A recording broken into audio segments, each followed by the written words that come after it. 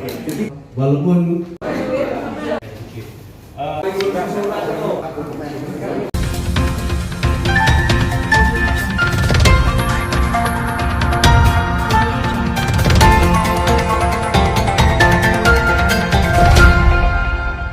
Assalamualaikum warahmatullahi wabarakatuh, salam sejahtera dan salam pilkada sehat. Pernyataan resmi Pemkot Surabaya tentang Surat Ijo, menuai tanggapan serius dari komunitas pejuang Surat Ijo Surabaya (KPSIS). Sebab dalam pernyataannya, Pemkos melalui Kepala Dinas Pengelolaan Bangunan dan Tanah (DPBT) Kota Surabaya, Maria Teresia Ekawati Rahayu atau Yayuk, terkesan sudah bekerja keras untuk menyelesaikan persoalan Surat Ijo. Namun di mata KPSIS, apa yang dilakukan Pemkos terhadap persoalan Surat Ijo di Surabaya, berlandaskan pondasi yang salah. Akibatnya, warga Surat Ijo yang menginginkan Surat Ijo menjadi SHM tidak kunjung terrealisasi. Pandangan itu, disampaikan, Satrio Kendro Wakil Ketua KPSIS, kepada Raja Warta di sela acara pertemuan pengurus KPSIS di sebuah restoran ternama di kota Surabaya, Senin, tanggal 2 November tahun 2020. Berikut pernyataan Satrio secara visual kepada Raja Warta. Acara ini sampai digelar. Acara ini itu kita gelar dalam rangka KPSIS itu ingin menanggapi pernyataan resmi dari pemerintah Kota Surabaya soal masalah Surat Ijo yang kemarin disampaikan pada tanggal 27 Oktober 2020. Ya, pemerintah Pemkot Surabaya kan sudah menyatakan dalam pernyataan sikapnya bahwa semua sudah selesai karena melalui ligitasi sudah selesai. Ya. Kenapa itu harus ditanggapi? Karena gini, pemerintah Kota Surabaya itu seolah-olah ingin menyatakan kepada publik bahwa Pemkot telah berupaya sekuat tenaga untuk melepas tanah Surat Ijo, namun masih terbentur masalah hukum. Ya, ini hukum tentang perbendaraan atau pelepasan aset daerah, yang mana hal itu tidak bisa dilakukan secara gratis. Padahal menurut KPSIS, kami menanggapinya karena Pemkot mendasarkan pada pondasi yang salah. Ya, ini Pemkot berdasarkan pondasi melihat tanah Surat Ijo itu sebagai aset daerah. Sedangkan kami melihatnya bahwa tidak semua aset daerah yang disebut tanah Surat Ijo itu adalah tanah geminting atau tanah tinggalan Belanda. Padahal ada yang eigendom, yaitu jadi masalahnya karena selama ini yang ada di aset daerah itu kan ada 3 komponen terkait Surat Ijo, yaitu eigendom, gemeente, dan fasum, yang memang menjadi kewajiban developer untuk melepas 30%-nya itu kepada Pemkot. Ya, itu yang kenyataannya dimixer, digabung jadi satu dalam aset yang dimasukkan dalam Simbada atau Sistem Informasi Manajemen Barang dan Aset Milik Daerah. Itu yang jadi rancunya. Maka kami mencoba menanggapinya dengan melalui press release ini, membedah hal tersebut bahwa di dalam aset itu ada yang tidak layak untuk disebut sebagai aset, yaitu tanah Surat Ijo khususnya yang eigendom.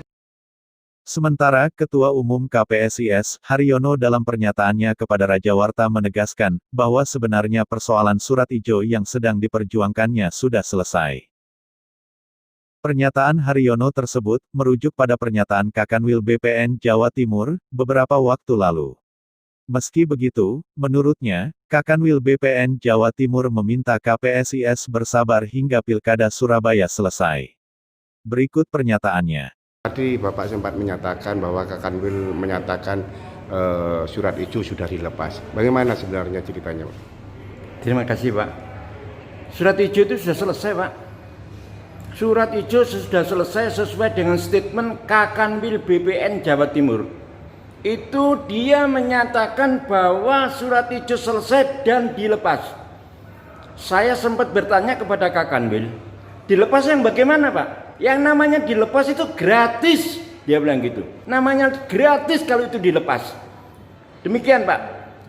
Jadi kenapa sebetulnya ini sudah selesai kok nggak dilakukan?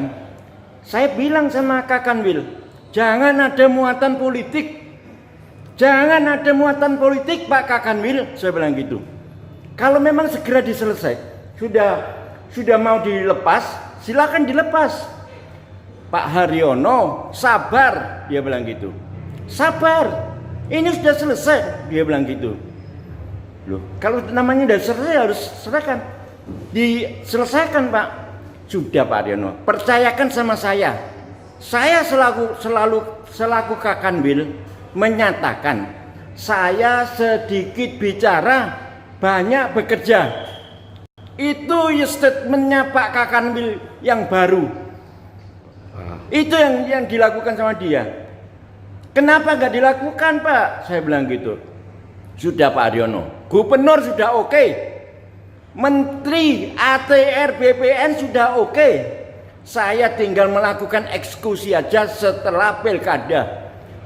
Jangan gitu Pak, saya bilang gitu. Kenapa Pak Kakanwil sampai mengatakan bahwa ini diselesaikan setelah pilkada? Ya ini saya yang kurang mengerti Pak. Kenapa kok ada muatan apa ini? Gitu loh. Kok menunggu pilkada? Wong semuanya ini udah selesai. Sampai Bu Risma selaku wali kota itu kirim surat ke presiden. Sudah melakukan kirim surat ke presiden bahwa Surat Ijo mau dilepas untuk meminta LO dan payung hukum. Wali kota minta payung hukum kepada presiden dengan tembusan jajaran kementerian yang terkait. Dengan Bu Risma mengirim surat ke presiden, berarti Bu Risma sudah mengupayakan pelepasan Surat Ijo. Betul Pak. Saya saat ini saya merasa lega bahwa Bu Risma sekarang sudah mau melakukan ini. Kok kenapa kok enggak kemarin dilakukan itu? Karena pressure dan apa yang sudah kita lakukan, pressure kepada Pemkot itu yang sudah kita lakukan semuanya itu. Apa tidak terkait dengan pilkada, karena menjelang pilkada sehingga Risma melakukan itu? Nah itu, mohon maaf Pak, kami dari KPC itu netral Pak, tidak memihak paslon 1, paslon 2 kami tidak. Silakan Anda melakukan pemilihan wali kota.